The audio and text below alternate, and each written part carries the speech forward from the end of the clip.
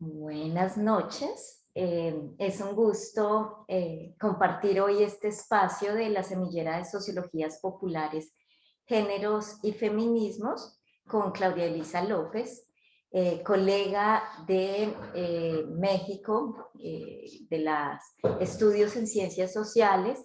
Ella nos va a compartir una investigación que realizó en la que hace algunas consideraciones, análisis sobre lo que ha sido el canon androcéntrico allá en su país y en la formación que se imparte en la universidad.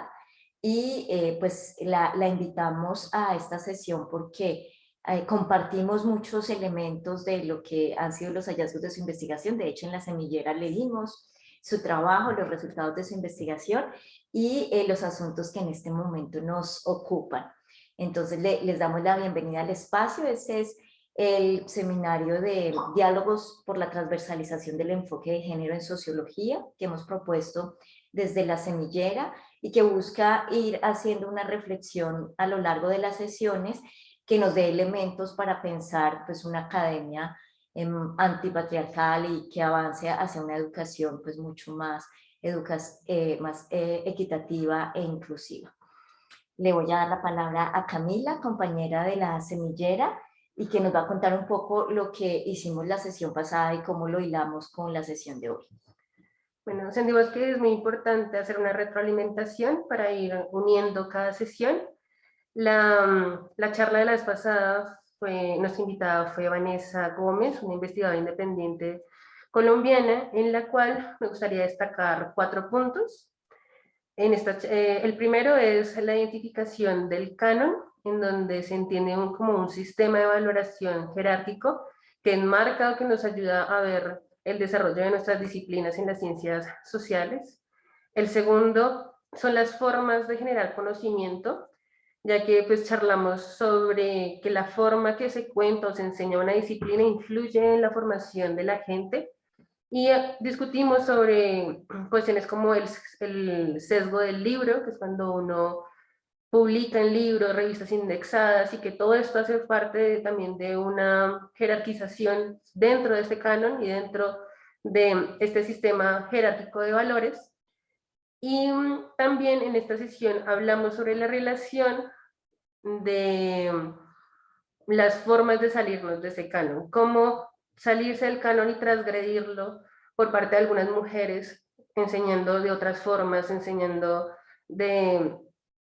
con otras herramientas, como pueden ser las autobiografías, otras metodologías, ayudaron a llevar otras líneas fuera de este canon, pero que las llevaron a la invisibilización que pues, nos trae relación la sesión de hoy.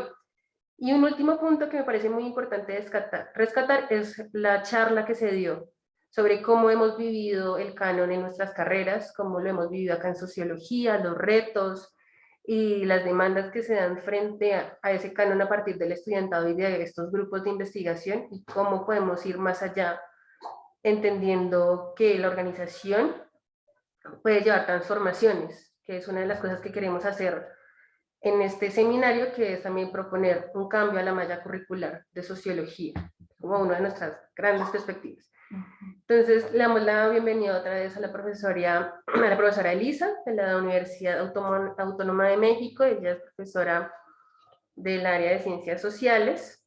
Y pues quisiéramos que te presentaras y nos contaras un poco sobre ti, tu trayectoria y cómo pues llegaste a estas líneas de del género y el feminismo. Pues muchas gracias, Camila, ¿verdad? Gracias, Yeti, a todas, a todos los que están en la sesión de hoy.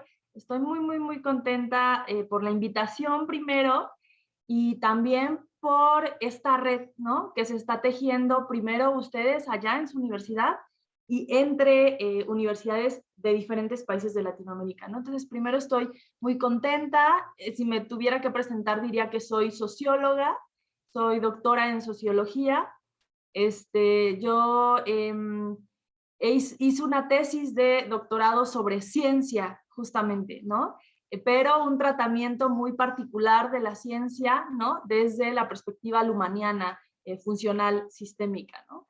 Que puede resultar un poco contraintuitivo o que salta, si lo comparamos con los temas que estoy trabajando ahora, ¿no? Pero justo, bueno, justo eso quisiera explicar, cuál es el recorrido, cómo es que llegué a trabajar estos temas, ¿no? O sea, yo soy socióloga, soy profesora en la Universidad Autónoma del Estado de México, sí doy materias de ciencias sociales, también doy materias en la licenciatura en comunicación, en cine, porque yo soy comunicóloga de formación, mi primera licenciatura es sociología, entonces soy profesora. Además, un trabajo importante que estamos haciendo acá, al margen de la universidad, es en un grupo feminista que se llama Círculo Feminista Alaí de Fopa. Les voy a contar hacia adelante sobre ese grupo, pero mi hermana y yo lo fundamos y, bueno, invitamos a un grupo de colegas y amigas feministas a trabajar.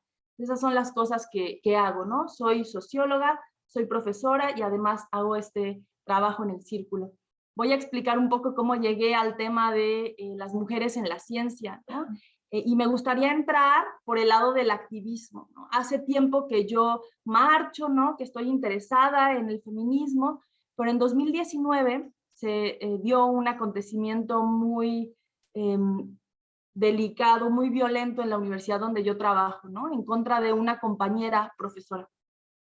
Fue muy fuerte y se organizó un movimiento estudiantil.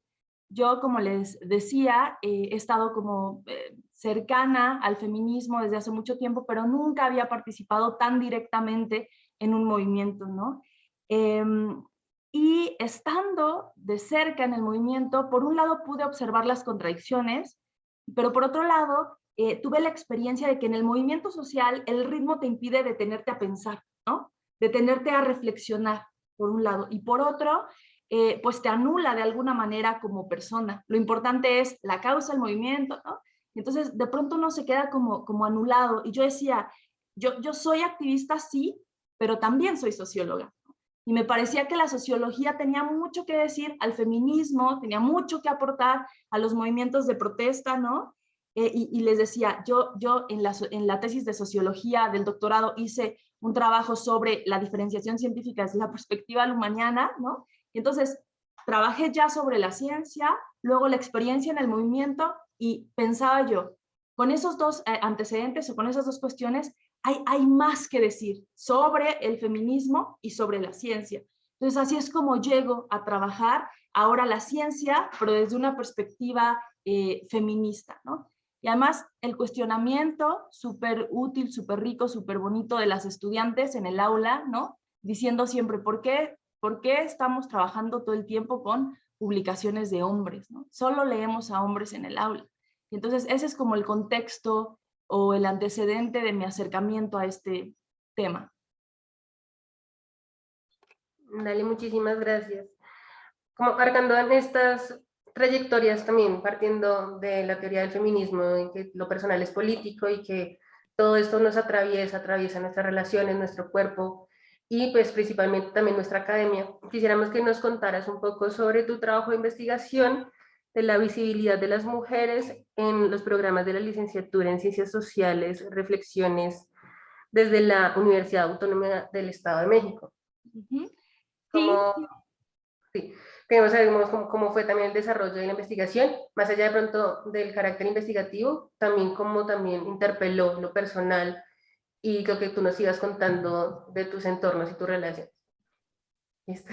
Bueno, yo preparé una presentación como muy breve para contarles sobre mi proyecto. No sé si les parece bien que presente, ¿no? Que proyecte la presentación o que les hable antes de la experiencia, como ustedes me digan. ¿Te sientes más cómoda? Ya te vamos a dar autorización para presentar, el Zoom te da el permiso. Okay. Entonces, como quieras organizarlo, está bien. Bueno, les voy a compartir entonces. Bueno, tengo que esperar un poquito a que me habilite. Listo. Listo. Sí, ahora sí. Entonces, bueno, les voy a hablar sobre la visibilidad de las mujeres en los programas de ciencias, de licenciatura en ciencias sociales, ¿no? O sea, primero quisiera señalar o recuperar esta cita de Norma Blázquez Graf, ¿no? Que es una investigadora que justo aborda estos temas de las mujeres en la ciencia, ¿no? Ella nos dice que a principios del siglo XIX, ustedes lo leyeron en el artículo, justo esta presentación está basada en el artículo, los hombres y mujeres hacían ciencia en un entorno doméstico, ¿no? Pero cuando la ciencia sale de ese entorno y llega a las universidades, entonces las mujeres son expulsadas de ese trabajo, ¿no? Un trabajo, una labor en la que habían estado desde el principio, ¿no? Y esto se vincula a la diferenciación de un discurso que relaciona o que asocia a los hombres con el intelecto y a las mujeres con las emociones, ¿no? Todo esto parece dar la impresión de que la ciencia es un asunto de hombres, ¿no? Y que la llegada de las mujeres es una suerte de intrusión. Hay una investigadora feminista mexicana muy importante en la Universidad Nacional Autónoma de México, Ana Buquet, que hace un trabajo, que coordina un trabajo que se llama justamente así, intrusas en la universidad, ¿no? Y hay esta idea de que las mujeres llegamos tarde o de que las mujeres llegamos después. Eso es falso, ya lo vimos con la primera cita de Norma Blázquez Graf, ¿no? Las mujeres no llegamos tarde ni tampoco llegamos después, sino que en un momento fuimos expulsadas o borradas de alguna manera, ¿no? Todo esto producto de una serie de estereotipos de género. Y es que estos estereotipos o estos prejuicios han circulado, ¿no?, en torno a nosotras siempre. Los prejuicios sexistas atraviesan nuestras vidas, ¿no? Pero cuando hablamos de prejuicios sexistas en la ciencia, en el campo científico, el asunto es aún más delicado, porque como dice Nikki Lefebvre, en el contexto de la ciencia, estos prejuicios no se presentan de forma tan explícita, ¿no? No se manifiestan, dice ella, a la antigua como una hostilidad abierta contra las mujeres, sino que se manifiestan a través de una evaluación negativa de nuestras capacidades, ¿no? De las capacidades de las mujeres, ¿no? Hay procesos de exclusión, ¿no?, de borradura, de evaluación desigual. Cuando yo pensé en el proyecto, el primer nombre que planteé fue este de visibilidad de las mujeres. Después leyendo a Lengerman y Niebrusch y también a Selene Aldana, hemos concluido, ¿no?, que borradura es una palabra más acertada que visibilidad o invisibilidad, ¿no? Lo vamos a discutir hacia adelante, pero no es que las mujeres no hayan estado o no hayan sido visibles en la ciencia, sino que fueron borradas, ¿no? Entonces, estos tres fenómenos los recuperaba acá como ejemplo o como expresiones de estos prejuicios sexistas, de estos estereotipos de género que planteaba al inicio de la exposición, ¿no? Hay exclusión, hay borradura y hay una evaluación desigual del trabajo de las mujeres y de los hombres, ¿no? Por ejemplo, hay un artículo muy famoso de investigación en el campo científico en Suecia que aporta evidencia acerca de que al solicitar una beca postdoctoral, las mujeres suecas debían tener 2.5 veces más publicaciones que sus homólogos masculinos para obtener fondos, ¿no? Y ejemplos como este hay muchos en la historia de la ciencia, ¿no? Podemos contar ejemplos como estos en nuestra propia experiencia como investigadoras, ¿no? O en nuestra propia experiencia como profesoras, ¿no? Todo esto eran preocupaciones que yo tenía, ¿no? A partir de las lecturas que había hecho, a partir de esta primera experiencia que les conté con el activismo, ¿no?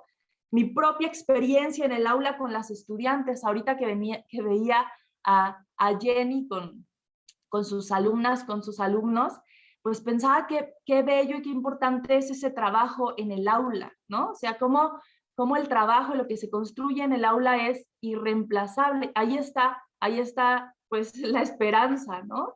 No me quiero poner cursi ni nada, pero justo hoy en la mañana leía con mis estudiantes un poema de Emily Dickinson que empieza así: la esperanza, esa cosa con plumas, ¿no? Y habla de cómo la esperanza es como algo súper fuerte, que aunque venga un viento muy fuerte, no se va, ¿no? No se cae.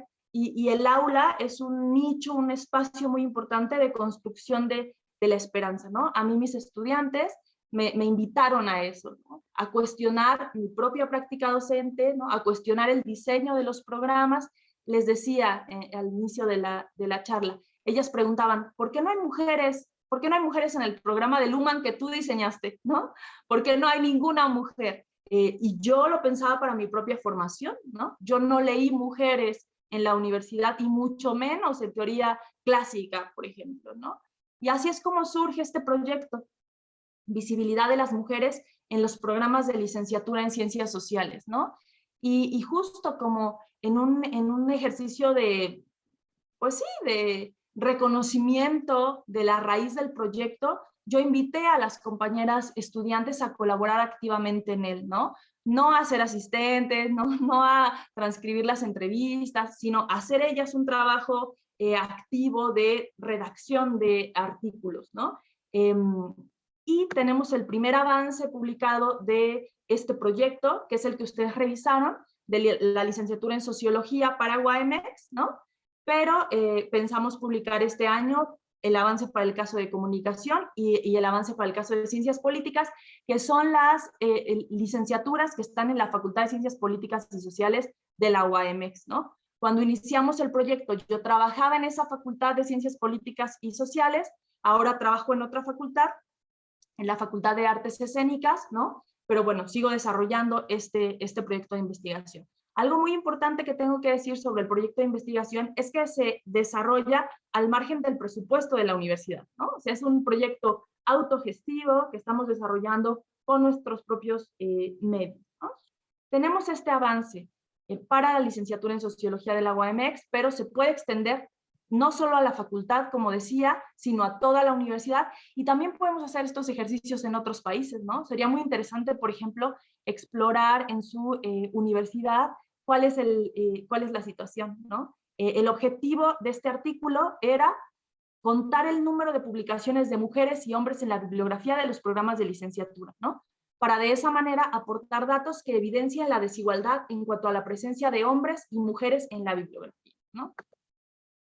En el mapa curricular de la licenciatura en Sociología hay 88 programas, ¿no? Bueno, hay más de 88, como ustedes pudieron ver en el artículo, pero nosotros establecimos una serie de criterios que nos permitieron excluir alrededor de 8 programas, me parece, ¿no? Y entonces nos quedaron 88, ¿no? O sea, estos son el total de programas con los que se forman los y las estudiantes.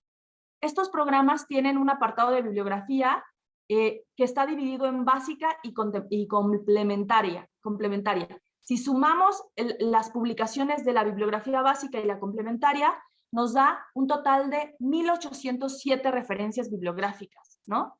1,268 de básica y 539 de complementaria. Nosotras hicimos un conteo, o sea, elaboramos una base de datos y un trabajo súper artesanal, pues no había de otra, ¿no? De contar uno por uno las publicaciones en la bibliografía básica y en la complementaria. ¿Qué publicaciones eran de hombres y qué publicaciones eran de mujeres y qué publicaciones eran mixtas? Es decir, que mezclaban hombres y mujeres. En la básica, 1,042 son publicaciones de hombres y 161 de mujeres, 65 mixtas. En la complementaria, 458 son de hombres, 60 de mujeres y 21 mixtas. O sea, la diferencia es abrumadora. Acá la gráfica lo muestra muy, muy claramente, ¿no? 82.1% de publicaciones de hombres y 12.69 de mujeres en la básica. Y la complementaria está peor, ¿no? 84.97 de hombres y 11.13 de mujeres, ¿no? Estos datos son, pues, muy preocupantes, ¿no? Porque además generaciones y generaciones de sociólogas y sociólogos se han formado con estos programas, ¿no? Que solo contemplan, que solo incluyen publicaciones de hombres, ¿no? Estos datos nos plantean una serie de preguntas y también una serie de retos. Por ejemplo, cuando nosotros estábamos desarrollando la investigación, hicimos una suerte de ejercicio piloto, ¿no? Para preguntar a los profesores y las profesoras que diseñaron los programas por qué no incluían mujeres. Por ejemplo, hubo una profesora de la licenciatura en comunicación que nos dijo, es que nunca me lo había planteado. O sea, no, era algo que no me había pasado por la cabeza. Pero ahora que me lo preguntas, el próximo semestre voy a tratar de hacer ese ejercicio, ¿no? De invitar a mis estudiantes a leer mujeres. Pero tuvimos otras respuestas más curiosas, por decirlo menos, ¿no? Por ejemplo, cuando entrevistamos al profesor que diseñó el programa de Max Weber de sociología, en la UAMX no se llama sociología comprensiva, se llama Max Weber, ¿no? Es una materia sobre Max Weber. Entonces le preguntábamos, ¿por qué no incluyes mujeres? Y él decía, bueno, porque es una clase sobre Max Weber, ¿no? Hay que leer a Max Weber. Y además, en la época en que Weber escribió, no había mujeres escribiendo, ¿no? No había sociólogas y no había mujeres escribiendo, ¿no? Y entonces, pues es súper interesante porque es el profe que da Max Weber, ¿no? Entonces, cuando digo, estos datos plantean una serie de preguntas y una serie de retos, ahí hay una vía de investigación, no para juzgar, ¿no? No para satanizar a nuestros compañeros o compañeras, ¿no? O a nosotras mismas, ¿no? Yo diseñé el programa de teoría de sistemas y no, hay muy pocas mujeres, ¿no? Sino para reflexionar por qué, y en el artículo lo pongo, ¿no? Este concepto que hay que trabajar mucho más de inercia patriarcal, ¿no? Que coloco ahí en el artículo. Es como, yo me formé con referencias de hombres, ¿no? Y entonces es lo que pongo en los programas. Entonces, por ahí hay una serie de preguntas, de retos. Otro reto u otra meta es publicar los avances para el caso de comunicación, como les decía, y de ciencias políticas, ¿no? Y ampliar la reflexión no solo a bibliografía, o sea, analizar la bibliografía, sino perspectiva de género en los programas. En 2021, el año en que yo publiqué este avance, este artículo de investigación, en la UNAM, en la Nacional Autónoma de México, una colega, Carolina Mónica Gilas, publicó un artículo que hacía una reflexión bien interesante y sí más amplia que la que yo presento en este artículo, porque ella no se concentraba solo en bibliografía, sino que analizaba los objetivos, si había lenguaje incluyente o no, o sea, ella analizaba si los programas tenían o no tenían perspectiva de género, ¿no? Entonces yo digo, un reto podría ser ampliar ese trabajo y transitar por el camino que transitó Gilas. Ahorita les voy a contar también que eso tiene como una según, ¿no? Tiene ahí como, ahora que ya lo estoy haciendo, me ha generado una serie de dudas que les voy a compartir, ¿no? Pero de momento sí, un reto, una posible ruta sería ampliar la perspectiva o ampliar la mirada a perspectiva de género, ¿no? Otro reto es construir redes de trabajo, ¿no? No solo publicar los datos, no solo publicar los artículos, sino compartir espacios como este, de diálogo y de trabajo, ¿no? O sea, decir, aquí están los diagnósticos, aquí está la evidencia de lo que hemos trabajado, pero ahora, como decía Camila, vamos a intervenir. ¿Cómo? O sea, ¿cómo podemos intercambiar experiencias, información para cambiar la situación, ¿no? Para que no haya 86% de publicaciones de hombres y se incorpore más la investigación y la mirada de las mujeres, ¿no? Bueno, quiero hacer un paréntesis sobre esto que les decía de perspectiva de género, del trabajo de Carolina Mónica Gilas, ¿no? Yo ahora estoy estudiando una especialidad en género, violencia y políticas públicas, ¿no?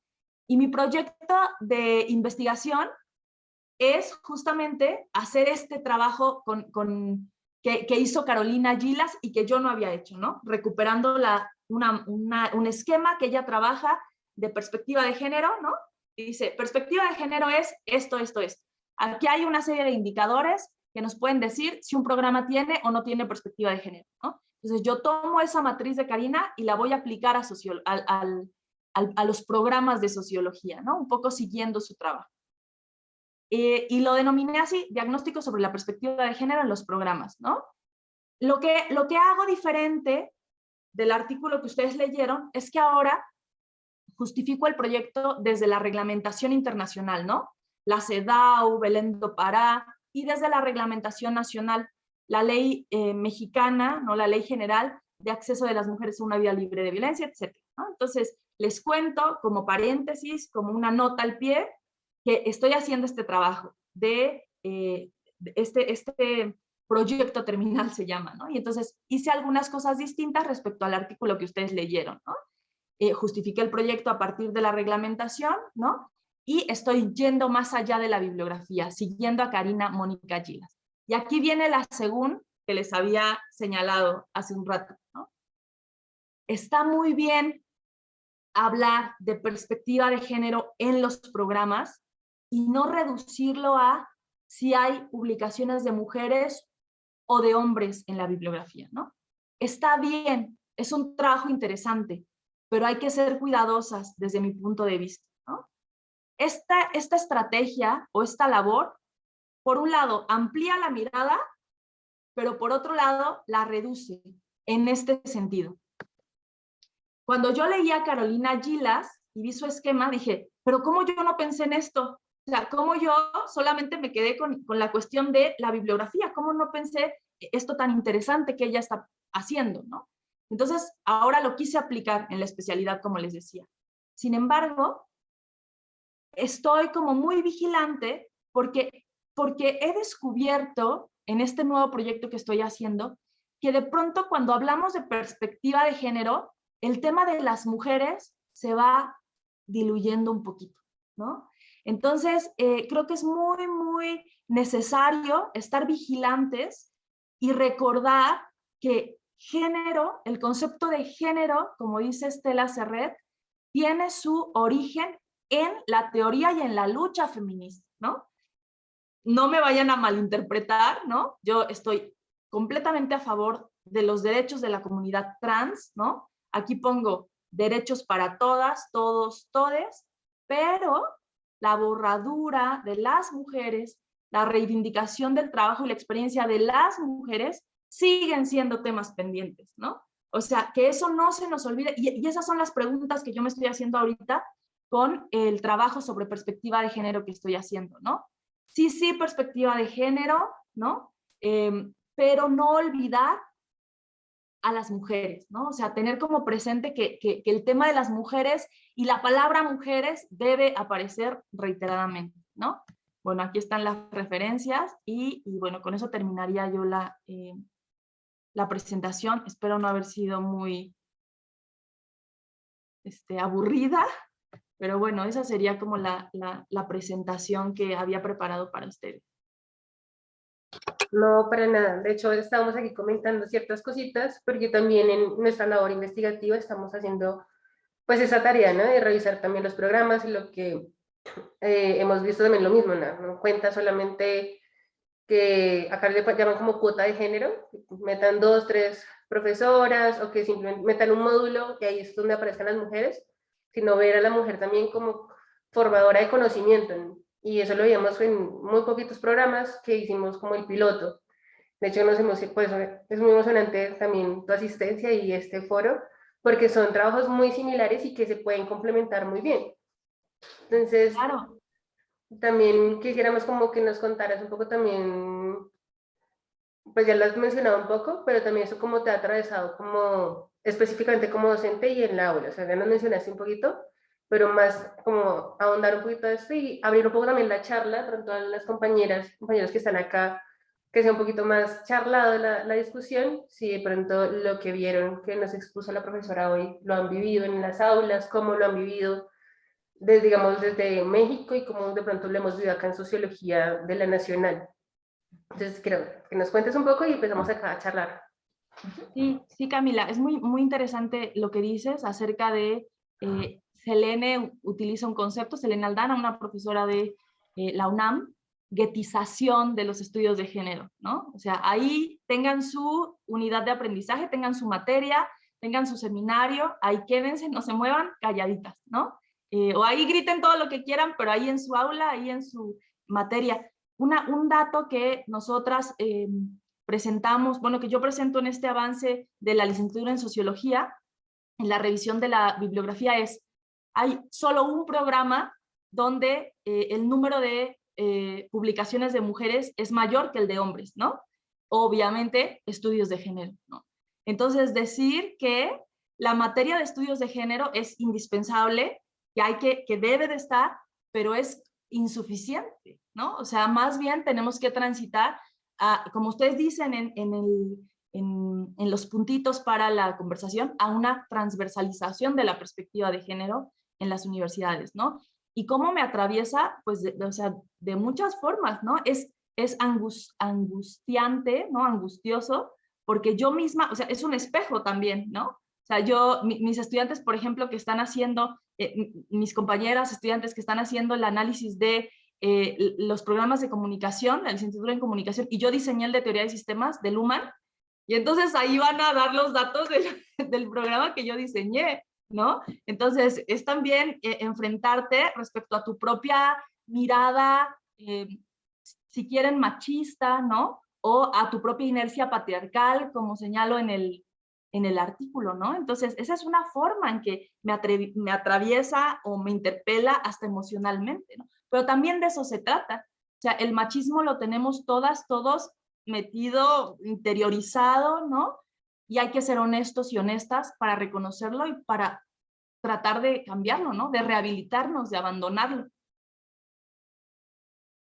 Gracias. No sé si alguna quiere comentar si han vivido eso en sus clases, o sea, cómo han vivido el canon o pues esto que hemos hablado y que hablamos la sesión pasada, también para que escuchemos otras voces acá que nos escuchen. Si quieres, yo empiezo con una pregunta mientras las Listo. compañeras se animan. No, Elisa, justo es que estamos muy conectadas y creo que es muy afortunado a tener este encuentro porque nosotras habíamos leído también el artículo de Gilas y, nos preguntamos cuando empezamos a diseñar como nuestra matriz de cómo íbamos a analizar los programas, que un componente era lo de la bibliografía. Ya las compañeras, de hecho, ellas venían en una iniciativa que era el Comité de Género y habían empezado a generar esas preguntas y de hecho la transformación que paulatinamente hemos empezado a ver en las propuestas de los programas creo que se debe principalmente a la presión de las estudiantas generando preguntas y cuestionamientos a los profesores y profesoras. Y cuando veíamos lo de Gilas, también nos preguntábamos por cómo no estaba solo en las bibliografías, en los contenidos, sino en las metodologías, que tanto esas formas patriarcales, masculinas, atraviesan las metodologías y la misma la pedagogía y la evaluación. Y eso intentábamos también como rastrearlo. Hasta ahora nosotros estamos diseñando nuestro instrumento, estamos empezando a recolectar nuestros programas y vamos ya a empezar a hacer el análisis. Pero quería preguntarte por eso, en lo que tú has observado, cómo has visto esas otras dimensiones de esas perspectivas, digamos, patriarcales, tanto en las metodologías de los cursos, las formas en las que se enseña, en las evaluaciones y en la pedagogía misma, que decíamos, bueno, en algún momento se habla del currículum invisible que está allí, ¿no? En esos componentes. Pues no sé bien cómo empezar, Jenny, para contestar tu pregunta. O sea, por ejemplo, he querido también analizar la dinámica al interior de las aulas, ¿no? O sea, la relación de los profesores con las y los estudiantes o de las profesoras con las y los estudiantes, ¿no? Para ver cómo se da esta relación patriarcal, como tú dices, más allá de los programas de licenciatura, ¿no? No lo he hecho. Estos 3 últimos años me he concentrado en analizar los programas, ¿no? Pero hay muchas otras cosas, pensando justo en lo que dices de ampliar la mirada, que podríamos incorporar a la reflexión, ¿no? Una, la formación de los y las profesoras en género, ¿no?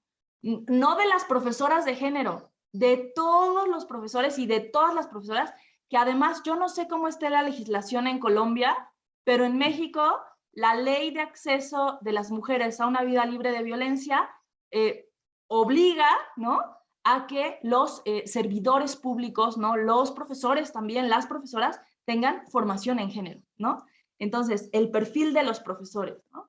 pero además, sí, exactamente como dices, Jenny, cierta dinámica en el aula, ¿no? Cómo se presentan los profesores, las profesoras, qué tipo de preguntas le hacen a sus alumnos, a sus alumnas. Les quiero compartir acá una experiencia como personal de mi propia trayectoria. Yo estudié comunicación, luego estudié sociología, pero la maestría y el doctorado, o sea, como que toda mi formación de licenciatura hasta el doctorado, estuve muy, muy concentrada en Niklas Luhmann, ¿no? Ustedes no sé si han leído a Luhmann, no sé si han tenido como acercamiento a la teoría de sistemas, ¿no? Pero esto, o sea, toda la atmósfera alrededor de esos estudios, de esa teoría que me encanta, que me fascina, que me apasiona, me produce algo muy diferente que cuando yo estoy trabajando los estudios de género, ¿no? O sea, esto no sé muy bien cómo explicarlo porque no lo he pensado tan ordenadamente, pero les comparto aquí, ¿no? O sea, yo estoy muy habituada a aquello, ¿no? A leer a Luhmann, a discutir sobre Luhmann, a no entender a Luhmann en muchos momentos, ¿no? A tener a estresarme con Luhmann, ¿no? Pero percibo, tendría que ordenarlo Jenny, una sensación bien diferente cuando estoy allá que cuando estoy acá en los estudios de género. No quiero romantizar los estudios de género tampoco, pero el tipo de relación que tejo con mis compañeras que trabajan, bueno, por ejemplo, ahora con Jenny, que recién conozco, con Selene, ¿no? Cómo se da también la conexión entre compañeras, ¿no? O sea, como, sí, otro tipo de relación, ¿no? Entonces, qué nos dice eso sobre las dinámicas, no solamente de enseñanza, sino de colaboración entre profesoras y profesores, y que sale del análisis de los programas de licenciatura, ¿no? Entonces, por ejemplo, por poner unos ejemplos, esos son aspectos que podríamos mencionar, ¿no? Bueno, ya los típicos comentarios violentos de los y las profesoras también a las estudiantes en el aula, ¿no? Cosas súper normalizadas de relaciones entre profesores y alumnos, como decir, sí, fuera de lo que debería ser una relación entre profesoras y alumnos, entre profesores y alumnas o alumnos, ¿no?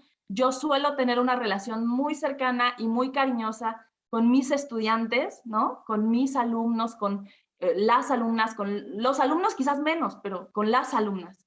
Pero hay prácticas muy naturalizadas en mi universidad y en todas las universidades que son incorrectas, ¿no? Y que son parte de la violencia de género y que van más allá de analizar los programas, ¿no? Sí, es muy interesante porque en las conversaciones que hemos tenido en la semillera, justo una de las cosas, teníamos como alguna experiencia en común contigo con lo de Luhmann, y es que hay cursos en los que los contenidos son muy difíciles y eso pareciera ser como retador, o sea, que genera como una competencia consigo misma de voy a entender a Luhmann, voy a entender a Hegel, pero hasta qué punto es un etos precisamente en esa orden patriarcal de la competencia de... eso también nos lo cuestionamos porque nosotras también nos formamos leyendo este tipo de autor, un mismo Bourdieu, que aporta tanto a las teorías de la dominación y eso, pero es un autor supremamente difícil, es un autor que en el momento tú te tienes que iniciar para poder comprender la forma en la que la estructuración de la estructura estructurante, ¿sí? Implica allí como una entrada, ¿por qué en y lo veíamos especialmente en la sociología, porque si vemos pues la mayoría de estos autores están en nuestro campo y que genera esa distancia, por ejemplo, con el trabajo social, con la psicología, que probablemente sus abordajes son otros, y como que nuestra superioridad ha estado en ese lenguaje denso, abstracto y comprensible, y que tanto eso tiene que ver también con el canon masculino androcéntrico de nuestra disciplina. Totalmente, totalmente, Jenny. Y también una cosa a lo mejor más difícil de explorar, ¿qué efectos produce eso en la persona, ¿no? En la investigadora, en la estudiante, ¿no? Que es a lo mejor difícil de rastrear, pero lo que les decía yo de mi experiencia trabajando el tema del feminismo y mi experiencia trabajando diferenciación de la ciencia, que los dos me encantan, que los dos me apasionan, pero emocionalmente, ¿no? Tengo una experiencia diferente, ¿no? Ahora No, decir, la experiencia, perdón, el efecto que empezamos a ver aquí es que cuando tú vas a hacer sociología, sientes que la tienes que hacer así. Entonces, por ejemplo, yo tengo a mis estudiantes que hacen trabajo de grado y ellas sienten que tienen que aplicar una teoría en esos términos para que su investigación sea válida. Una investigación que tú le presentas en otros términos, mucho más cercana con el lenguaje de las personas, no pareciera ser sociológica. También, sí, también lo vimos como en tema de, nosotros acá en Colombia y en la universidad tenemos tres formas para graduarnos, ¿no? Está la monografía o trabajo de grado, las prácticas, las pasantías o materias de posgrado. Y sabía que había también una migración muy grande en los últimos años a las prácticas. Muy pocas personas están haciendo monografía o trabajos de grado escritos por lo mismo, porque digamos no ven como muy enriquecedor, entre comillas, el tema de conceptualizar, o sea, un trabajo que te queme y que termines con problemas emocionales por el resto de la vida, hacer un trabajo práctico que te dé pues cancha en el mundo laboral, que también es como el otro limbo que tenemos. Pero también es como esa migración, digamos, en el trabajo teníamos como el tema de ver en la investigación teníamos el tema de ver los trabajos de grado, pero pues eso también da para otros años y otra investigación más amplia. Pero pues lo queríamos empezar a ver porque también era una cosa de práctica y como esa rivalidad entre práctica y conceptualización que hay en la sociología. Y no sé si la vez pasada lo hablamos y creo que podríamos charlar un poco, el cómo salir del canon sin ser canónicas, porque eso era muy complicado como, bueno, vamos a hacer un trabajo sobre el canon, pero vamos a escribir 20 páginas y vamos a citar súper bien eso, pero entonces como que es un ejemplo muy simple, pero estamos siendo canónicas, estamos replicando ciertas cosas que estamos diciendo que son canónicas, o digamos mirar bases de datos, mirar hacer como ese trabajo como súper como estructural, que estamos diciendo que pues tenemos que salirnos de ahí. Es duro ser anticanónicas con un canon. sí, es súper interesante, Camila. Pienso que habría que revisar, a propósito de lo último que mencionas, el concepto de canon, ¿no? Y también analizar, o sea, qué herramientas sí nos son útiles, ¿no? Y qué herramientas sí podemos seguir utilizando en la sociología, ¿no? O sea, algo que dice mucho Selene Aldana, que, bueno, Jenny sí conoce, pero no sé si ustedes la hayan leído, la conozcan, ¿no? Ella dice, estoy totalmente de acuerdo, recuperar a las clásicas de la sociología, ¿no? No implica dejar de leer a Marx, ¿no? Si nos gusta mucho Marx, ¿no? O Weber, o Luhmann, que a mí me encanta, ¿no? O sea, no quiere decir eso. Hay herramientas en Luhmann, ¿no? En la propia teoría en general, ¿no? No la teoría de Luhmann, no la teoría de Marx, no, la teoría. O sea, es útil, tiene una razón de ser la teoría, sirve para algo en el mundo, ¿no?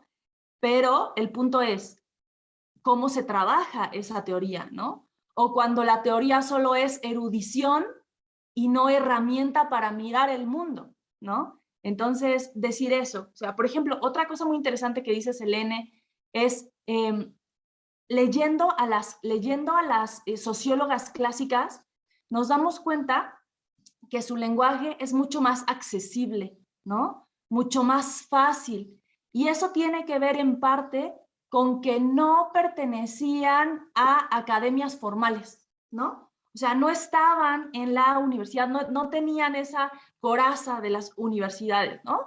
Eso es interesante, eso está padre, eso tiene un rendimiento, ¿no? Ahora, Luhmann, por ejemplo, nos puede parecer muy abstracto y muy... y producir mucha angustia, que clausura operativa, que re-entry, que, ¿no? Esos conceptos, tampoco yo diría, en el caso de Luhmann, no son vacíos, tienen una razón de ser, tienen un sentido, sirven muchísimo, sirve que estén planteados de esa forma, ¿no? Entonces, también en ese sentido yo sería como muy cuidadosa, ¿no?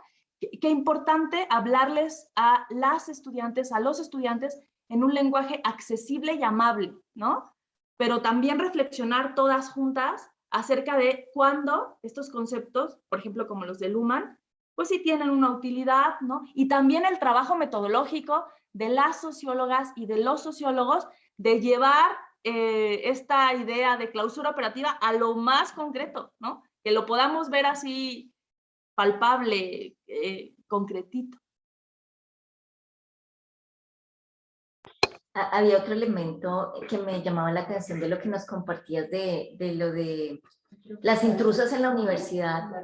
Y es justamente nuestra querida Selene organizaba con otra colega un taller sobre descubrir la propia voz de escritura, generando la reflexión sobre cómo la academia patriarcal no genera los mismos efectos en mujeres y hombres. Y en el caso de las estudiantas suele ocurrir ese síndrome de la impostora, ¿no? De lo que yo estoy estudiando no es lo suficientemente valioso, lo que yo estoy estudiando no es lo suficientemente importante, y que tú lo ves en contraste de cómo llega un estudiante a afirmar sus cosas y cómo llega una estudiante con investigaciones incluso mucho más interesantes que las de su par varón, pero el tema de esta misma academia con esas pedagogías invisibles, la misma sociología que te pone a hablar en eso, cuando tú no enuncias tus ideas en ese lenguaje, te sientes incómoda, pareciera que no haces parte, no puedes ser socióloga, que eres una intrusa. Entonces, me parece muy interesante porque, en fin, yo me pregunto en estudiantes de quinto o sexto semestre que ya están así, ¿qué hicimos en las materias anteriores para que ya esto esté ocurriendo, ¿no? Y eso pasa con todos estos programas que estamos analizando. Sí, por supuesto. Fíjate, Jenny, este tema de cómo impacta esa sociología patriarcal en la persona, ¿no? En la estudiante, también es otra ruta de análisis, ¿no? O sea, también es otra investigación. Es como lo que yo les comparto de Luhmann. ¿Qué te produce leer a Selene, por ejemplo? ¿Y qué te produce leer a Bourdieu, ¿no? Sin negar que Bourdieu es súper importante, súper interesante y necesario para la sociología desde mi punto de vista, ¿no? Pero Selene nos habla de una experiencia que vivimos, ¿no? De algo que nos interpela, que nos atraviesa, ¿no? Ahí hay una línea de investigación muy interesante, muy importante desde mi punto de vista. Nosotras acá, en lo que llevamos en la investigación con los programas y con el canon androcéntrico, hemos llegado a encontrar lo que nosotras denominamos líneas de fuga, que son como lo que te mencionábamos un poco, estas salidas del canon o estas salidas, o estos como rutas para salir. Rutas o como pistecitas que han tenido algunos programas que va más allá de decir, bueno, es un programa canónico, machista, que no tiene mujeres, sino de pronto decir, no, miren, esta profesora o este profesor hizo tal cosa y esto se sale del canon y puede ser una línea de fuga para transformar los programas, para transformar cómo vemos la sociología. Y vamos a ver si de pronto en lo que llevas de la investigación has visto estas líneas de fuga como estas pistas para poder generar unos programas pues más amplios. Bueno, pensando específicamente en los programas, ¿no? No sé si quede en el concepto que ustedes plantean de línea de fuga, pero digamos una modificación, otra manera de diseñar el programa sería, desde mi punto de vista, a partir de lo que he investigado con las compañeras, ¿no? Hacer un diseño en colectivo, ¿no? O sea, no estoy diciendo democrático, o sea, no estoy diciendo decir, a ver, ahora vamos a tener la materia de teoría de sistemas, ¿qué textos votan? O sea, ¿por qué textos votan? ¿No? No, ya nadie quiere leer a Luhmann, ¿quién vota? No, una cosa democrática, una cuestión colectiva, ¿no? A lo mejor las profesoras que llevan años trabajando en temas de género o de feminismo o de Luhmann o de teoría de la distinción, pues tienen más experiencia y conocen más referencias del tema. Pero las estudiantes tienen mucho que decir sobre los programas, ¿no? Las compañeras estudiantes que están haciendo el artículo para el caso de comunicación están encontrando cosas súper interesantes, ¿no? Un ejemplo, dicen, en teoría 1, 2 y 3 de comunicación, hay 3 libros que se repiten en las 3 teorías, ¿no? O sea, leemos a Matelar en teoría 1, teoría 2 y teoría 3, ¿no?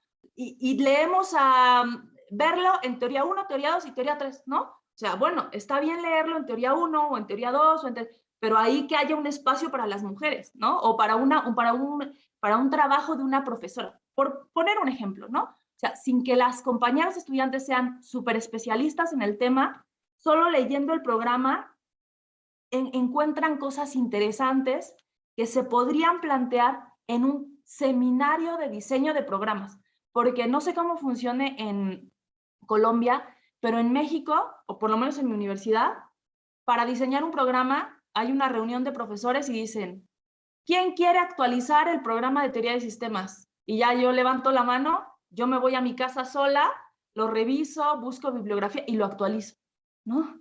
Cuando ese debería ser un trabajo colectivo. Vamos a hacer una reunión como esta. Vamos a invitar a Jenny, a compañeras de otras universidades, de Argentina, de estudiantes, alumnas de México, de Colombia. Vamos a reunirnos todas a ver cómo podemos diseñar un programa diferente. Esa podría ser una línea de fuga en lugar de un trabajo tan individual y tan burocrático como lo hacemos, ¿no? Claro, esto también se conecta con cuestiones de precariedad laboral, ¿no? Del tipo de plaza que uno tiene, ¿no? O sea, si, por ejemplo, yo soy profesora de asignatura, ¿no? O sea, doy mi clase y sí, muchas veces hago seminarios, participo en proyectos fuera de la clase, ¿no? Pero es una variable que atraviesa. A ver, Elisa, vente 5 horas fuera de tu horario de trabajo para hacer o sea, es complicado, no digo que no se pueda hacer, porque hay muchas cosas que hacemos sin paga porque queremos, porque ¿no? Nos gusta, pero esas variables se atraviesan. Esa podría ser una línea de fuga de diseño de programas. Y otra línea de fuga, que ya no se reduce al tema de los programas, les quiero compartir una experiencia, ¿no? Ya les conté, yo soy profesora de asignatura en la Universidad Autónoma del Estado de México, y pues siendo profesora de asignatura, hay muchas trabas que te ponen para todo, ¿no? O sea, de pronto yo tenía una amiga, una conocida, por ejemplo, a Selene la conocí leyéndola, ¿no? Encontré un artículo, me gustó mucho su trabajo y yo quería invitarla a la universidad, ¿no? Pero de pronto ya tenía el contacto de la universidad, o sea, ya tenía el contacto de la profesora que sin cobrar va a dar de su tiempo, con mucho gusto, y me decían, no hay aula, ¿no? No tenemos ningún aula, no tenemos... Y yo decía, pero ¿cómo? Si ya tengo a la profesora que no hay aula, ¿no? Y entonces eso era muy frustrante para mí y de pronto se me ocurrió, yo dije, ¿por qué uno se tiene que sujetar a lo que diga la autoridad A, B o C, ¿no? Y entonces pensé junto con mi hermana, ya les decía, y otras colegas, en crear el círculo feminista, ¿no? El círculo feminista, la IDFOPA, ¿no?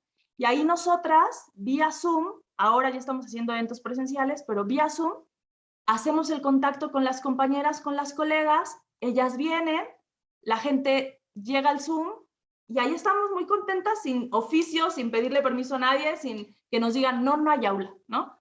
Esa es otra línea de fuga, ¿no? Las condiciones alrededor son muy complicadas, son muy duras, sobre todo después de la pandemia, pero sin romantizar, hay muchas cosas que se pueden hacer, ¿no? Y hay mucha gente, muchas colegas, muchas amigas, muchas compañeras estudiantes que están dispuestas a colaborar. Listo, tenemos anécdotas muy parecidas. El tema de los recursos, por ejemplo, hoy, el tema de la conectividad. Y también queríamos hablar un poco de lo que nos trae también hoy a charlar, que es la transversalización. O sea, cómo todas estas discusiones nos atraviesan diferentes campos. Quisiéramos saber qué crees que hace falta de cuestionar o transgredir para llegar a una educación antipatriarcal. O sea, ¿cuáles son como las líneas que faltan atravesar para poder llegar a una educación antipatriarcal? Bueno, aunque no es solo, es mi opinión, aunque no es solo nuestra responsabilidad, o sea, no es solo la responsabilidad de ustedes, que ya hicieron un trabajo de formación en género, de sensibilización en género, no es solo su responsabilidad, pero de momento es lo que hay, ¿no? Entonces, yo diría, las personas que ya están sensibilizadas, que ya están formadas en género, comunicar de una manera más efectiva o más sencilla, ¿no? Esas cosas que hemos encontrado, ¿no? No sé, ustedes son sociólogas, sociólogos, pero acá, por ejemplo, hay alumnas de comunicación, ¿no? O sea, hacer un trabajo de divulgación de las cosas que encontramos en nuestras investigaciones, ¿no?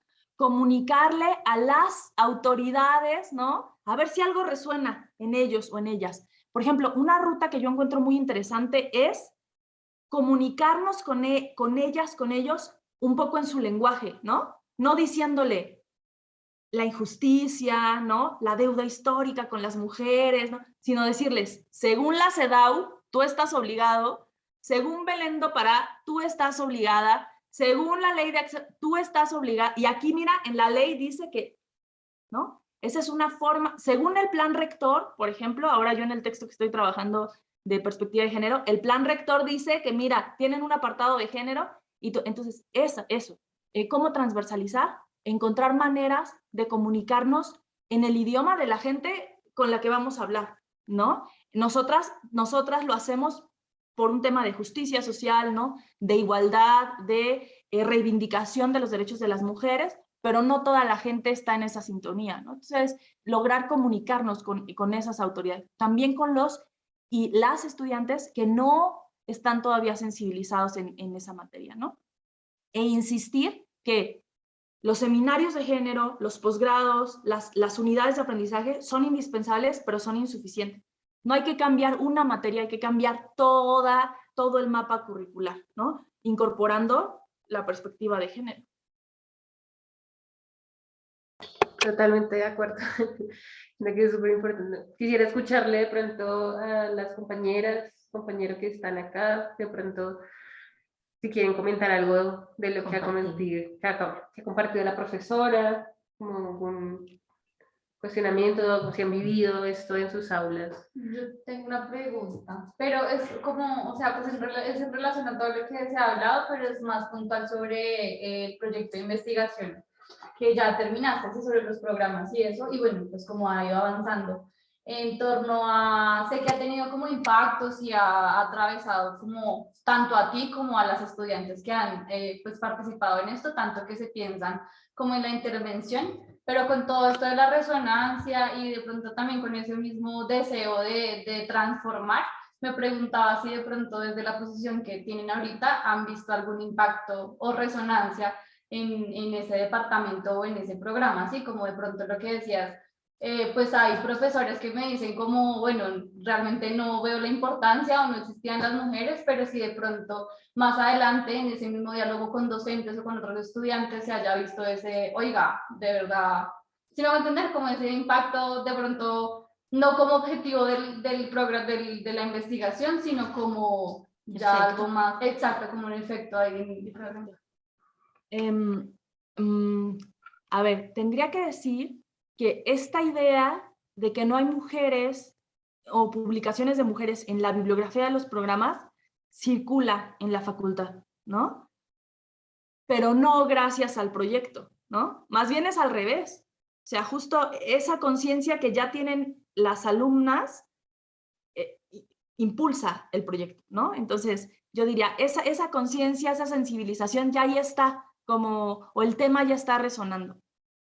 Pero no, o sea, no como efecto del proyecto, sobre todo porque esto que les cuento yo de ir a hablar con las y los profesores que diseñaron el programa fue un ejercicio piloto, ¿no? O sea, fue solamente como una exploración. Es algo de lo que no hicimos registros, ni tampoco es un proyecto de investigación. Solamente fue, después de analizar los programas, dijimos, a ver, hay que explorar esto, las razones, ¿no? A ver, o las razones según los y las profesoras, ¿no?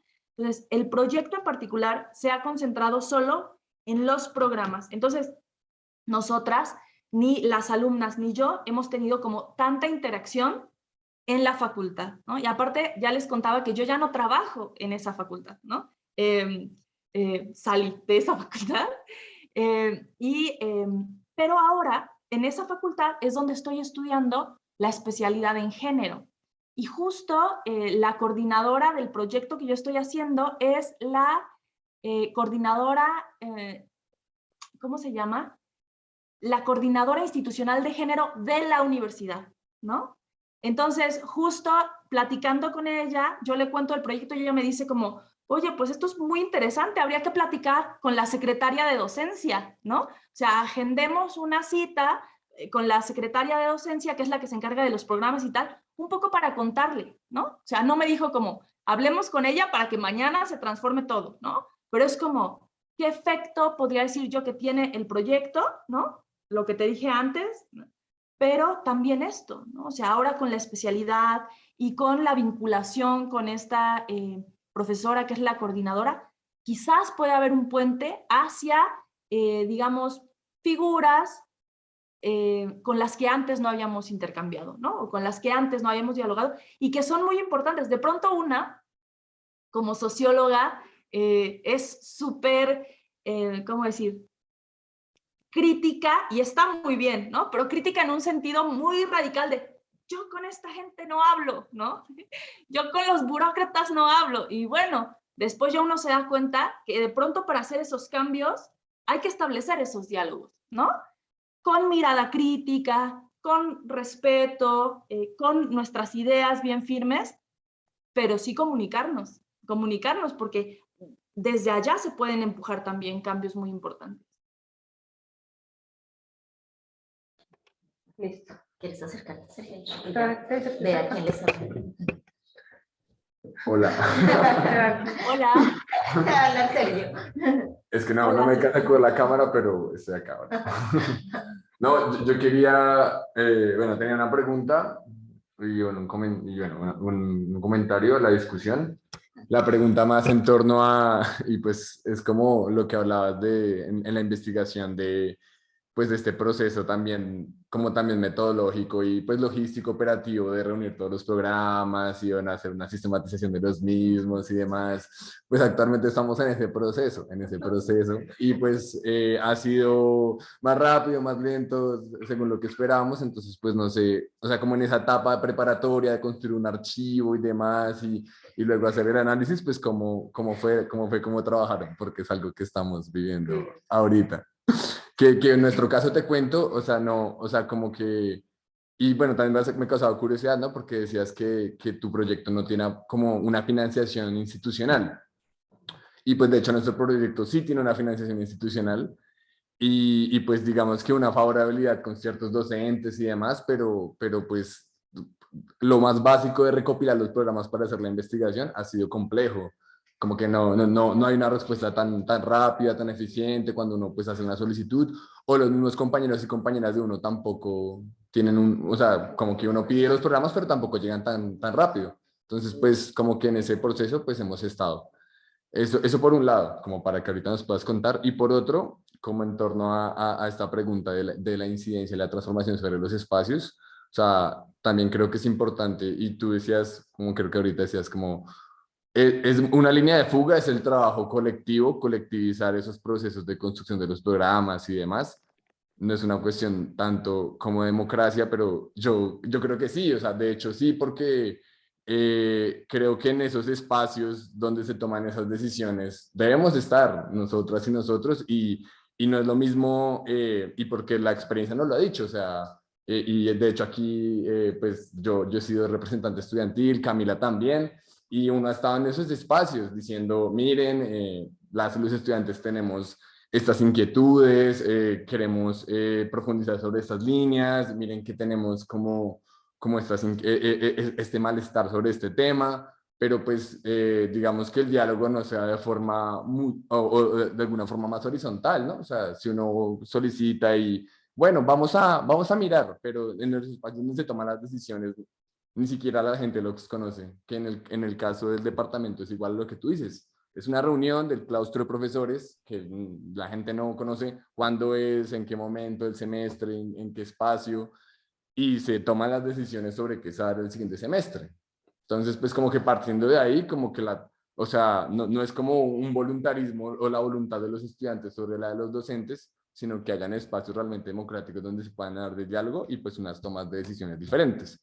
Porque aquí creo que también hay muchas herramientas como normativas, lo que tú comentabas, o sea, no conozco la ley, porque también hay una ley contra erradicar la violencia contra las mujeres del año como 2008, pero por ejemplo de los servidores públicos es algo chévere, como a indagar, como que sí es una obligación, pero aquí en la universidad también hay una política institucional de género que habla sobre la importancia, la transversalización y demás, pero pues eso está como lo leamos en sociología jurídica, el derecho de los libros y el derecho en la vida real, y eso opera de formas muy diferentes. Entonces también creo que parte de la discusión es sobre democratizar la universidad y sus decisiones, y pues también eso como es una corresponsabilidad, una responsabilidad de parte de todos los lados para pues ese diálogo y esa construcción como colectiva, pero pues de otras formas, no como es ahorita que es muy, muy desigual, siento yo.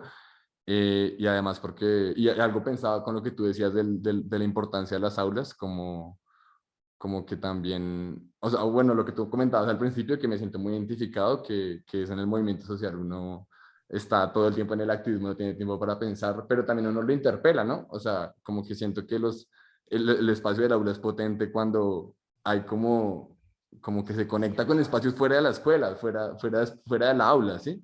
Del movimiento social, del territorio, del activismo y la experiencia personal, y pues ahí todos tenemos algo que aportar, todas tenemos algo que aportar, y eso enriquecería muchísimo, siento yo, la construcción de un programa o una perspectiva más transversal para una disciplina. Entonces, como que ahí es como lo potente, y siento que ahí, hacia allá también tenemos como que avanzar como los ejercicios de discusión y de problematización del asunto. Y ya. Bueno, ok, eso, o sea, eso como lo que pensaba de lo que dialogábamos, y la pregunta del archivo, que eso me interesa un montón, nos interesa un montón. ¿Cómo? ¿Cómo? ¿Qué archivo? No entiendo. La pregunta sobre la sistematización de los programas, como todo ese trabajo de recolección, de análisis, o si fue algo súper sencillo, si fue algo como más difícil, como eso. Digamos, nos queda la duda si los programas fueron de un solo semestre, o un solo corte, o fueron diferentes cortes, porque acá cogimos como 10 años. Acá fuimos 10 años y entonces tenemos una cantidad de programas. Ajá, sí. Bueno, voy a comentar así súper rápido sobre lo que dijo Sergio. Democratización, o sea, democracia sí, a la hora de formar los grupos para diseñar los programas, ¿no? Pero yo decía, democracia no a la hora de incluirlo, o sea, incluir un libro u otro en el programa no puede ser un asunto de democracia. O sea, sí tiene que ser un asunto de diálogo entre alumnas y profesores, coordinadores, lo que sea, pero no puede decir quién vota por Luhmann o quién vota por Bourdieu. O sea, eso no puede ser, ¿no? A eso me refería ahí no aplica el tema de la democracia, pero sí en la conformación de los grupos, ¿no? Que los estudiantes y las estudiantes estén representados, representadas, que tengan voz, pero una voz que pese, ¿no? No como decía Sergio bueno, sí te escucho, lo anoto y no lo vuelvo a tomar en cuenta, ¿no? Entonces, en ese sentido, el tema de la democracia. Al principio de su intervención, Sergio decía algo que me parece muy, muy importante y que creo captar porque nos pasó a nosotras también. A ver si estoy en lo cierto. Decía Sergio, bueno, y estamos con la revisión de los programas, a veces más rápido o a veces más lento, ¿no? Como diciendo, a veces nos tardamos mucho, ¿no? Entonces, esa es una experiencia que también yo he tenido con las compañeras alumnas y que me interpela en el sentido que mencionaba Jenny de despatriarcalizar, hacer algo distinto al canon, romper el canon. De pronto uno piensa que los productos de la investigación son los artículos, ¿no? Y como no hemos publicado 50 artículos de este proyecto, no hemos sido productivas, ¿no? Bueno, a ver, este proyecto con las compañeras estudiantes nos ha permitido publicar este primer artículo sobre sociología, pero también nos ha permitido, por ejemplo, tejer la red con ustedes. Esa es una figura, ese es un producto, ¿no? Entre comillas, no sé ahora cómo llamarlo. Eso ya es un resultado, ¿no? Ir al foro con Selene, eso ya es un resultado. Entonces, un poco porque es la experiencia nuestra. A mí me gustaría que de pronto fuéramos un poquito más rápido, o a ellas les gustaría que fuéramos un poquito, pero a veces no se puede, ¿no? Entonces, tampoco sentirnos, sí cumplir con las fechas, sí avanzar, porque si no, no se logra la investigación, pero tampoco dejarnos angustiar por esa mirada como tan neoliberal, tan capitalista de, si no tienes 5 artículos publicados, entonces lo estás haciendo mal, ¿no? Esto también es un resultado. Y respecto a la pregunta ya más técnica de cómo hicimos nosotros con los programas, en 2004 se hizo una reestructuración del plan de estudios en la UAMX, en la Facultad de Ciencias Políticas y Sociales. Entonces, ese fue un criterio que nosotras utilizamos para excluir. O sea, no analizamos los programas desde que surgió la universidad, sino que decimos, vamos a partir de esta reestructuración del 2004, ¿no? Porque con ese plan, con ese mapa curricular, se han formado los y las estudiantes desde 2004 hasta 2018, que hubo una reestructuración del plan. Pero el argumento para, en este proyecto, no incluir los programas nuevos es que han reestructurado todo el mapa, o sea, toda la currícula, pero van haciendo los programas sobre la marcha. O sea, por ejemplo, la última generación de 2017B, que cursó con el plan de 2004, plan que se renovó en 2018, y entonces supongamos, esta generación va a cursar el siguiente semestre, no sé, Marx, y el programa de Marx de 2018 todavía no está, o sea, se van elaborando conforme van avanzando los semestres, no sé si me explico. Ajá. O sea, renovaron el plan, renovaron el mapa curricular, pero no hicieron todos los programas nuevos. ¿Me explico? O sea, conforme los y las estudiantes van cursando, van renovando los programas. Entonces, por esa razón, nosotras ya no estamos revisando para este proyecto los programas de 2018. O sea, solo estamos revisando todos los programas con los que se trabajó en el plan de 2004, ¿no? No sé, a lo mejor eso fue medio complicado, no sé si me expliqué bien, pero ese es nuestro periodo de tiempo, o sea, en la reforma de 2004. Y entonces analizamos todos los programas, todos, con los que se forman los estudiantes, ¿no? Y las estudiantes. O sea, a lo largo de su formación, ellas pueden cursar 88, bueno, no 88, pueden seleccionar de 88 materias, ¿no? Y entonces nosotros analizamos los programas de todas esas 88 materias. Eso. ¿Cómo hicimos la base de datos? Bueno, primero algo muy básico, así en Excel, pusimos nombre del programa, género de quien diseñó, ¿qué otras cosas ponemos? Número de publicaciones de hombres, número de publicaciones de mujeres, número de hombres como individuos, número de mujeres. Entonces, esa fue una base de datos en Excel, luego la pasamos a SPSS y ahí hicimos cruces y ya encontramos como información interesante.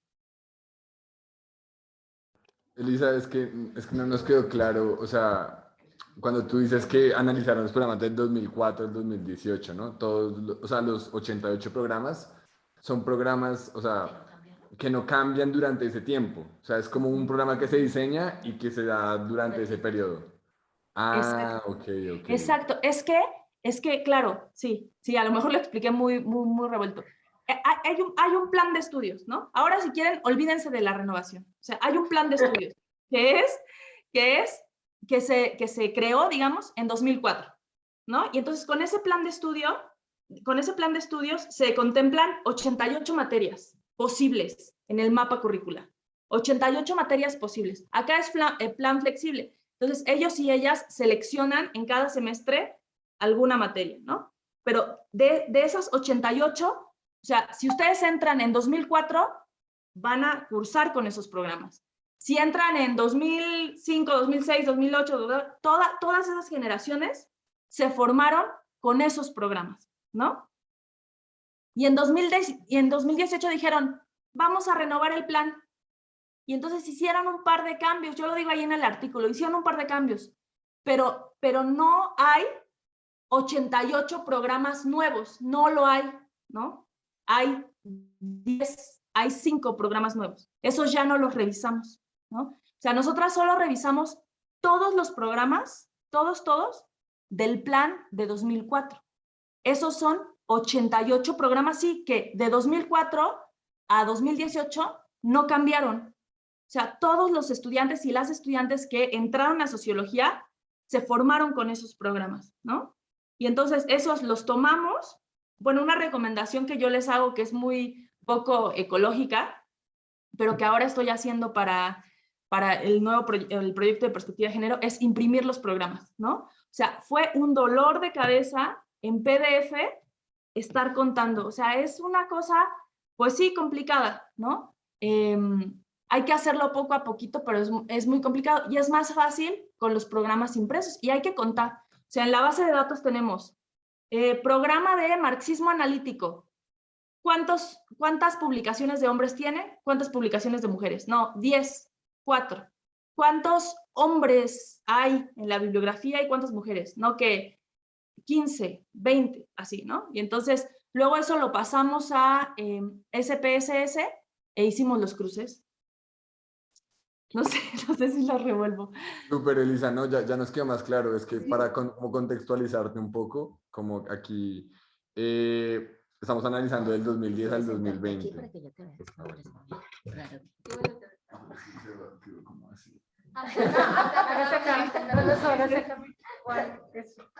Sí, ahí junto a Camila te puedo ver. Bueno. Para que puedas ver a Sergio. Listo. Okay. Que te decía que estamos analizando del 2010 al 2020, pero en pues en primer lugar es como que hay un programa que varía cada semestre, ¿sí? O sea, Marx varía y porque dan diferentes profesores. O sea, por ejemplo, una de las cosas que estamos mirando es saber si por ejemplo, el mismo profesor lo da del 2010 al 2015, si ese programa tiene variaciones. Puede que sí, puede que no. Hay unas intuiciones también con respecto, por ejemplo, a hechos coyunturales en el departamento, por ejemplo, la exigencia de las compañeras por las autoras mujeres, que quizás pasa lo de la cuota, lo que decía Camila, ¿sí? Entonces, por eso es que estamos ahí como mirando. Y también tenemos muchas materias como optativas que se dan un semestre y otro no.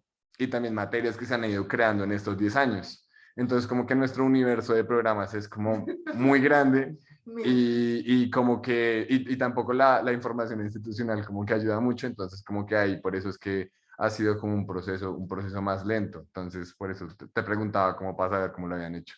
Es que acá, sí, ya te entendí, Sergio, lo que pasa es que estábamos hablando de cosas diferentes, ¿no? Sí, ya entiendo, pero lo tienen más complicado. Es que acá hay un programa de la materia, o sea, es un programa que está aprobado por los consejos, ¿no? Entonces, esa es una cosa como muy oficial que no cambia. O sea, esa es del 2004 hasta 2018 y no cambió. Ese es el programa de la materia. Pero después, cada profesor, cada profesora, en su materia, sobre ese programa, elabora una guía pedagógica, ¿no? Y entonces, en esta guía pedagógica pueden variar un poco las referencias, no tienen que ajustarse exactamente a lo que dicen los programas. Por ejemplo, ese también es un proyecto de investigación interesante. En este ejercicio piloto, que yo le preguntaba a un profesor, en tu materia no hay ninguna mujer. Y él me decía, en el programa no, pero en la guía pedagógica yo coloco muchas mujeres, ¿no? Por ejemplo, ¿no? Sería interesante contrastar la guía pedagógica con el programa, ¿no? De un año, por ejemplo, nosotras. Guía pedagógica y programa. ¿Cómo se comportan los profesores? ¿Colocan mujeres? ¿No? ¿Reproducen el canon? ¿No? Eso sería interesante. O ustedes, por ejemplo, empezar explorando un año, ¿no? O sea, el año en el que empezaron la investigación. O sea, 2022 o 2021, una primera exploración, ¿no? O sea, decir, vamos a estudiar este año. Y otra cosa interesante, como muy técnica, no sé cómo funciona en Colombia, pero acá en México tenemos un sistema de solicitudes de información. Entonces hay una ley de acceso a la información que obliga a los servidores públicos y a las instituciones a aportar información. Entonces, capaz que los programas se pueden pedir vía esas solicitudes de información, ¿no? O sea, en lugar, primero pedirle respetuosamente a la profesora o al profesor, que es lo más fácil, ¿no? O sea, colega o profesor o lo que sea, ¿me puedes prestar tu programa? Pero si dice que no, pues hacer una solicitud de información, ¿no? Y así se van a ver obligados, obligadas a darles el programa. Ok, sí. Muchísimas gracias porque creo que acá hay como mucha más flexibilidad en cuanto a los programas y sí se nos agranda muchísimo más el universo de programas que tenemos. Pues nos gustaría ya como empezar a cerrar el espacio, o sea, ya van a ser las 8. Agradecerte mucho por la conversación, también hacerles otra invitación si alguien más quiere comentar algo sobre esta sesión, sobre la sesión anterior, si vieron que se están conectando, pronto de las compañeras que no son del proceso, que no son del seminario, pero que han caído, si quieren comentar algo sobre esto y ya ir cerrando un poco. ¿Algún comentario? Jesús. No comentarios, pues sí, muchas similitudes, digamos lo que tú preguntas ahorita, de qué cosas han visto de las que han mencionado aquí, digamos profesores que dicen, no, pero no existían sociólogas de esa época, entonces, ¿Les ha pasado? sí, claro, sobre todo en los teóricos, sí, los clásicos. O sí, yo veo también mucha disposición, pero, o sea, volvemos a acabar en lo de la cuota de género y en lo del canon, mucha disposición de pronto de, bueno, metamos algo, mujeres, o de pronto no solo una parte de género, sino metamos mujeres, como por, no sé, las estudiantes o los estudiantes les dicen tal. Pero, digamos, si hay un paro o si hay, no sé, se recorta por algún motivo, lo primero que se va a mochar van a ser las lecturas de mujeres o las lecturas así. Entonces, eso es lo que yo he notado. Pues una cosa, como una observación como pequeña, y es que, por ejemplo, estaba pensando, yo estoy viendo este semestre Sociología de la Escuela, y pues el programa tiene bastantes mujeres, o sea... No te escuché, yo no puedo... Si quieres acercarte, ponte aquí así. Estaba comentando que en una clase que se llama Sociología de la Escuela hay un cierto balance entre autores hombres y autoras mujeres. Y pues eso vuelve a recaer como en que las mujeres quedan en ese nicho. La educación, eso es de las mujeres. La escuela, eso es de las mujeres. Sí. Sí. Sí, áreas de la sociología feminizadas. Sí, y ahí hay otra beta de investigación, ¿no? Lo que dijo la compañera, la primera compañera, ¿cómo te llamas? Sofía. Lo que dijo Sofía, ¿no?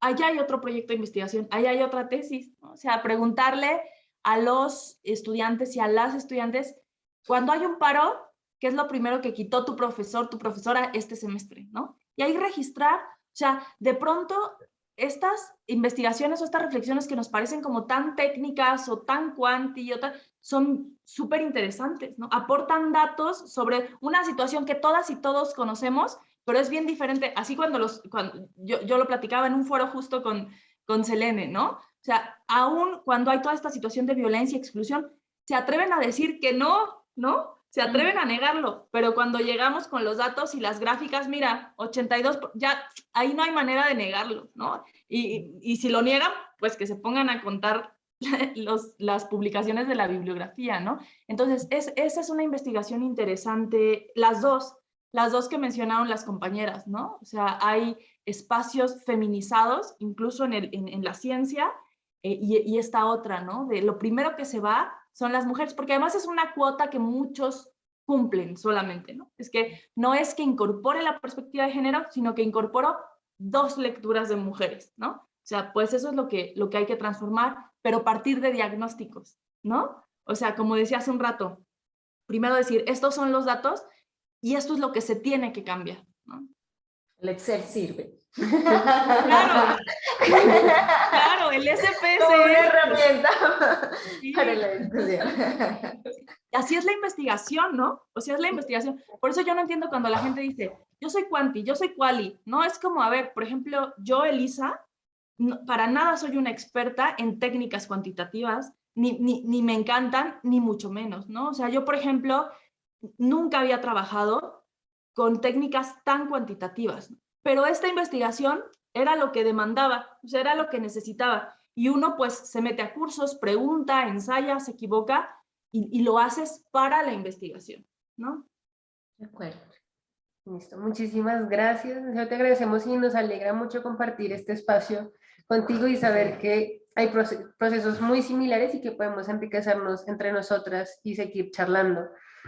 También agradecerles a las compañeras que vinieron y a la gente que va a ver el live, que se va a publicar ahorita. Les recordamos que la primera sesión quedó guardada en el Instagram del Comité de Género de Sociología. Lo pueden buscar en los envíos, que fue la primera sesión con Vanessa Gómez, la investigadora independiente. Esta sesión va a quedar guardada en el YouTube de la Facultad de Ciencias Humanas y las siguientes sesiones van a seguir dándose por ese canal. Cualquier cosa, si quieren desde México compartirnos más información o ver las transmisiones, está, pues es abierta. La próxima sesión vamos a hablar con una profesora invitada de la Universidad de Antioquia sobre las violencias de género en las aulas universitarias, muy relacionada a lo que tú decías de otras formas de violencia en la academia.